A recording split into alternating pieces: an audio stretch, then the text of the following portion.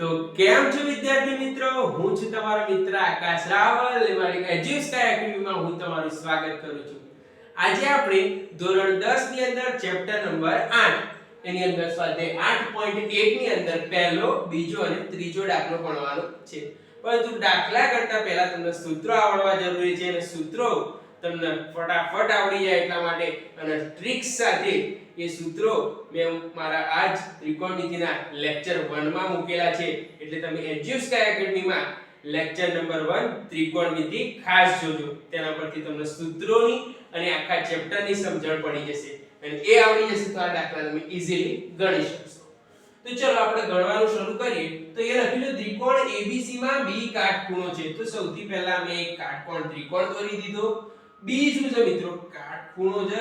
એટલે કાટખૂણાની આગળ શું લખી નાખ્યું? B લખી નાખ્યું. ત્યારબાદ શું કીધું છે? AB બરાબર 24. તો AB બરાબર એટલે કે AB ની જગ્યાએ 24 લખ્યું અને BC ની જગ્યાએ લખી નાખ્યું 7. હવે મિત્રો તમે જુઓ તો આ ચેપ્ટર ની અંદર મેં તમને કીધું હતું કે ભાઈ અહીંયા જે 90 ડિગ્રી હોય એની સામેની બાજુ હોય એને હંમેશા કહેવાશે મિત્રો કર્ણ. બરોબર. અને આ ચેપ્ટરમાં હંમેશા એવો જ દાખલો પૂછાશે કે બે બાજુનું માપ આપેલું હશે અને ત્રીજી બાજુનું માપ તમારે શોધવાનું રહેશે. તે શોધવા માટે ખાસ આપણે એક નિયમ વાપરીએ છીએ. તો એ નિયમને કહેવાય છે પાયથાગોરસ નિયમ.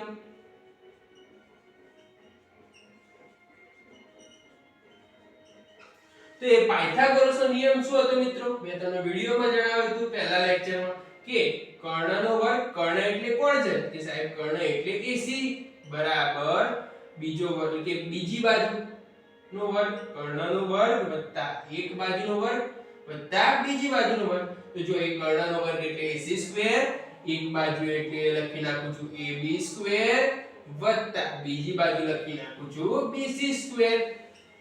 ચલો તો એ કર્ણ એટલે AC, એક બાજુ એટલે BC, બીજી બાજુ એટલે AB. બરોબર, એ રીતે લખી નાખ્યું. હવે મિત્રો AC ની વેલ્યુ નથી આપેલી તો AC નો AC સ્ક્વેર લખી નાખું. AB ની જગ્યાએ કોણ લખું છું? 24. તો 24 નો વર્ગ વત્તા BC ની જગ્યાએ લખી નાખું છું 7. 24 નો વર્ગ મિત્રો એટલે શું થઈ જશે? 576. તો જો એવું લખી નાખીશ 576 વત્તા 7 નો વર્ગ, 7 નો વર્ગ એટલે 49. બંનેનું તમે ટોટલ કરશો મિત્રો એટલે તમને અહીંયા મળી જશે AC સ્ક્વેર બરાબર 625. હવે એ જો વર્ગ છે, અહીંયા વર્ગ નથી એટલે આપણે શું કરી નાખીએ? વર્ગમૂળ એટલે કે બંને બાજુ ટોપી પહેરાઈ દો. બરાબર, કેમ કે ઠંડી આવી ને મિત્રો, ઠંડીમાં ટોપી પહેરવી જરૂરી છે. વર્ગમૂળ નીકળી ગયા તો AC બરાબર જો આ 625 એટલે 25 નો વર્ગ કહેવાય મિત્રો. તો અહીંયા પણ વર્ગમૂળ નીકળી જશે તો AC બરાબર મને મળી ગયા 25. તો AC ની વેલ્યુ મને મળી ગઈ 25. હવે મિત્રો આ વિધેય ઉપર જવાનું. હવે જુઓ ત્રણ બાજુનું માપ મળી જાય પછી જ વિધેય જોવાનું. તો જો એ શું લખ્યું છે? sin A. તો જુઓ એ લખું છું sin A. બરોબર, એ તમારે શોધવાનું છે. તો એ જો મેં તમને લખ્યું હતું કે થીટા, એ જો થીટા બરાબર કોણ છે? A છે. તમારે આવી રીતે અહીંયા આમ દોરી નાખવાનું. થીટા થઈ ગયો થીટા. બરાબર, થીટા ની જગ્યાએ કોણ છે? A છે. કેમ કે સૂત્ર આપણું શું હતું? sin theta. તો થીટા ની જગ્યાએ કોણ આવી ગયું? A. બરાબર, સૂત્ર શું હતું? કે સાહેબ જમીન અને આપણે ભાખરી જોડે શાક ખાતા હતા એવું સૂત્ર તમે ભણાવ્યું હતું. બરાબર, તો એ sin થીટા નું થઈ જશે સૂત્ર શાક. સા એટલે સામેની બાજુ, ક એટલે કર્ણ. તો જુઓ A ની સામેની બાજુ, A ની સામેની બાજુ કે સાહેબ BC લાગે છે મને. તો ચલો A ની સામેની બાજુ થઈ ગઈ BC. બરોબર, ત્યારબાદ જુઓ કર્ણ કયો છે ત્રિકોણમાં? એ ફિક્સ જ છે 90 ડિગ્રી ની સામેની બાજુ વાળો એટલે કર્ણ થઈ ગયો AC. BC ની વેલ્યુ કેટલી આવી મિત્રો? તો BC ની વેલ્યુ આવી ગઈ અહીંયા. જો BC ની સામે BC ની કિંમત મૂકવાની 7 બરોબર ભાગ્યા AC ની વેલ્યુ આવી ગઈ 25. ચલો એ sin A શોધાઈ ગયો. ક્લિયર. એ જ રીતે cos A. તો cos A એટલે એ થીટાની જગ્યાએ 1 છે મિત્રો, એ ધ્યાન રાખવાનું. એની સામેની બાજુ જોવાની A છે તો એની સામેની બાજુ જોવાની. તો જો સૂત્ર શું છે? પાસેની બાજુ ભાગ્યા કર્ણ. તો પાસેની બાજુ એટલે મિત્રો તો પાસેની બાજુ જો a ની કઈ છે ab. કર્ણ કયો થવાનો મિત્રો તો કર્ણ થઈ જશે ac. તો ab ની વેલ્યુ મળી મને 24 અને ac ની વેલ્યુ થઈ ગઈ 7. એ જ રીતે મિત્રો એ જુઓ તો તમને શું શોધવાનું કીધું છે sin c. હવે શું આવ્યું sin c શોધવાનું આવે તો sin c બરાબર સૂત્ર શું હતું સામેની બાજુ ભાગ્યા કર્ણ. તો સામેની બાજુ ભાગ્યા કર્ણ. તો c ની સામેની બાજુ કઈ થઈ મિત્રો તો જો એ થીટા ની જગ્યાએ બદલાઈ ગયું c આવી ગયો. તો આવા આ થીટા ના કહેવાય આપણો થીટા કહેવાય આ. તો જોઈએ તો sin c ની સામેની બાજુ એટલે આ થઈ ગઈ. c ની સામેની બાજુ આ કહેવાય મિત્રો. c ની પાસેની બાજુ થઈ ગઈ આ. બરોબર. તો જો sin c એટલે સામેની બાજુ થઈ ગઈ ab. તમારો કર્ણ કયો છે તો કે સાહેબ ac. તો ab એટલે 24, ab ની કિંમત 24 અને ac ની કિંમત થઈ જશે 25. તો આ તમારું થઈ ગયું sin c. એ જ રીતે મિત્રો તમારે એ શોધવાનો cos c. cos c એટલે પાસેની બાજુ ભાગ્યા કર્ણ આવું સૂત્ર થાય.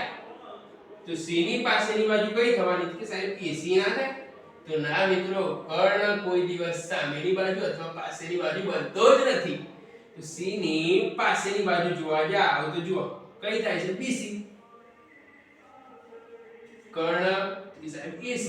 ચલો વેલ્યુ મૂકો તો કિંમત મૂકીએ તો BC ની વેલ્યુ થઈ જશે 7, AC ની વેલ્યુ થઈ જશે 25. તો આ મિત્રો તમને જે શોધવાની કીધી હતી એ બધી જ વેલ્યુ તમને અહીંયા મળી ગઈ છે. આ દાખલો તમારો પૂરો થાય છે. હવે જોઈએ અહીંયા આપેલ આકૃતિમાં tan p cot r છે. શું કીધું છે tan p cot r. અને જો PQ બરાબર 12 આપેલું છે અને QR બરાબર 13 સેન્ટીમીટર આપેલું છે. તો તમારે tan p cot r શોધવાનો છે. તો બરાબર મિત્રો આપણે શોધવાનું છે tan p અને cot r. પછી એકબીજામાંથી શું કરવાનું એને બાદ કરવાનું છે. તો સૌથી પહેલા મેં તમને કીધું કે ત્રિકોણની બે બાજુ આપેલી હોય તો ત્રીજી બાજુ તમારે આપોઆપ પહેલા શોધી નાખવાની. ચલો શોધીએ. પરંતુ એ જુઓ તમારે tan p હોય તો અહીંયા તમે થીટા દોરો. tan p એ તમારો થીટા થાય. એ જો થીટા ની જગ્યાએ tan p આપેલું છે તો tan p ડાયરેક્ટ શોધવાનો ટ્રાય કરીએ તો tan p બરાબર તો જુઓ p ની શું કહેવાય તો જુઓ tan નું સૂત્ર થઈ જશે સામેની બાજુ ભાગ્યા પાસેની બાજુ. આવું સૂત્ર થાય. તો p ની સામેની બાજુ થઈ ગયું qr અને પાસેની બાજુ થઈ જશે મિત્રો તમારી PQ. બરોબર. તો ચલો હવે ધ્યાન આપો કિંમતો મૂકીએ તો tan p બરાબર qr PQ થઈ જવાનું. qr ની વેલ્યુ કેટલી છે 13 છે મિત્રો. એ જ રીતે PQ ની વેલ્યુ કેટલી થઈ જવાની 12. ઓકે. એ જ રીતે તમે જોવા જાવ તો cot r જોઈએ. તો cot r એટલે શું થવાનું સૂત્ર તો cot r એટલે પાસા ઊંધું. tan નું શું થઈ જાય ઓપોઝિટ થઈ જાય. તો પાસેની બાજુ ભાગ્યા સામેની બાજુ આવું વિડિયો એટલે કે આવું થઈ જવાનું સૂત્ર. તો r ની અહીંયા જો થીટા કોણ છે બાજુ r છે તો આ તમારે ધારી લેવાનો થીટા. થીટા ની પાસેની બાજુ કઈ થાય છે qr અને સામેની બાજુ કઈ થઈ જશે PQ. કેમ મિત્રો એ થીટા બરાબર કોણ છે r છે.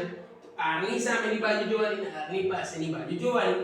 તો qr ની વેલ્યુ આવી 13 ભાગ્યા PQ ની વેલ્યુ આવી ગઈ 12.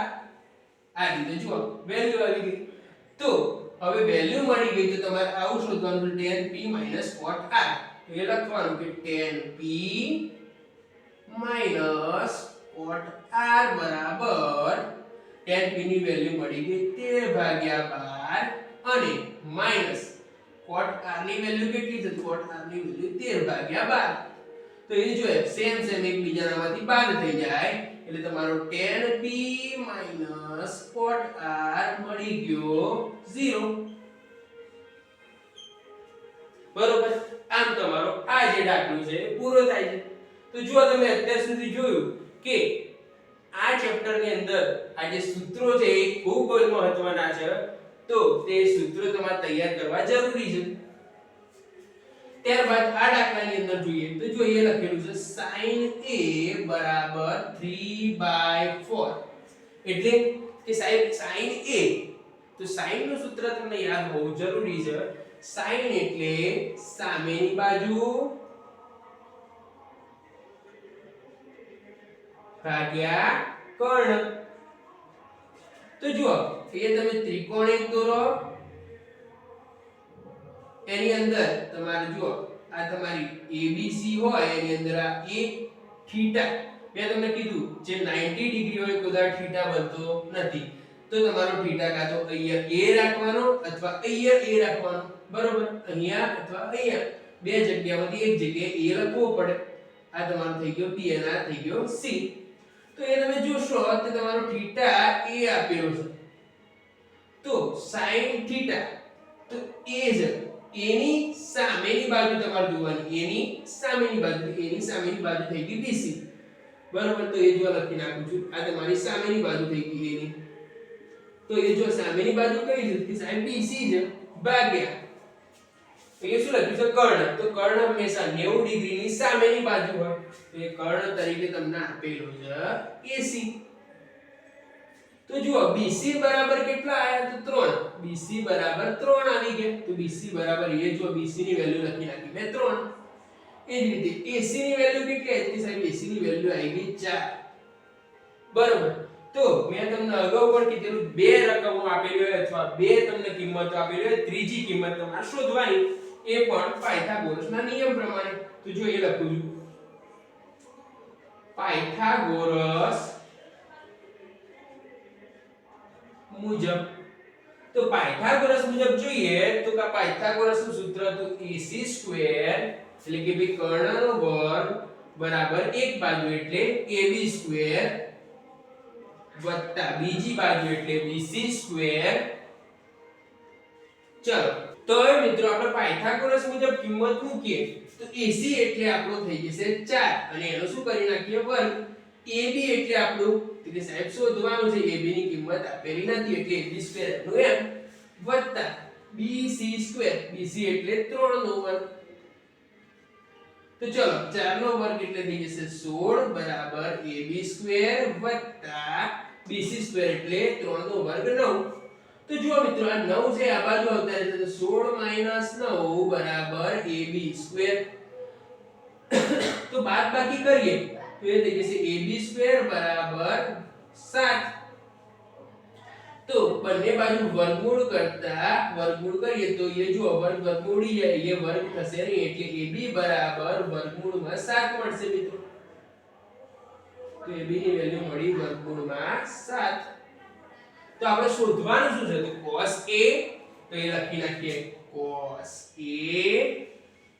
તો cos નું સૂત્ર શું થાય? તો cos નું સૂત્ર થાય પાસેની બાજુ ભાગ્યા કર્ણ. તો ચલો પાસેની બાજુ ભાગ્યા કર્ણ. તો a ની પાસેની બાજુ તો મિત્રો આ a છે, a ની પાસેની બાજુ કઈ છે? તો a ની પાસેની બાજુ થઈ ગઈ AB અને એનો કર્ણ કયો થયો કે સાહેબ AC. તો AB ની વેલ્યુ થઈ જશે વર્ગમૂળમાં 7, AC ની વેલ્યુ થઈ જશે 4. તો વર્ગમૂળમાં 7 ભાગ્યા 4 આ તમારો જવાબ આવી ગયો. ત્યારબાદ શોધવાનું છે tan A. તો tan A એટલે સામેની બાજુ ભાગ્યા પાસેની બાજુ. તો જો મિત્રો tan A, A ની સામેની બાજુ કઈ થાય છે કે સાહેબ BC અને પાસેની બાજુ કઈ થાય છે કે સાહેબ AB. તો BC ની વેલ્યુ થઈ જશે 3, AB ની વેલ્યુ થઈ જશે તમારી વર્ગમૂળમાં √7. તો આ મિત્રો આ ત્રણે ત્રણ દાખલા તમારા અહીંયા પૂરા થાય છે. આ દાખલાની અંદર કોઈ પણ જાતની ક્વેરી હોય તો તમે મારા WhatsApp નંબર જે વિડિયોની લાસ્ટમાં આપેલો છે તેના ઉપર મેસેજ કરીને જણાવી શકો છો, જેથી હું તમને વિડિયોમાં જવાબ આપી શકું. અને આવી જ જે ચેપ્ટર નંબર 8 ની અંદર પહેલા વિડિયોમાં સૂત્રોની જે ટ્રિક્સ આપેલી છે તેવી જ ટ્રિક્સ જોવી હોય મારા વિડિયોની અંદર વારંવાર, તો મારી ચેનલને સબસ્ક્રાઇબ કરજો, ચેનલને લાઈક કરજો અને બને તેટલા મિત્રો તમારા હોય તેની સાથે શેર કરજો. ધન્યવાદ.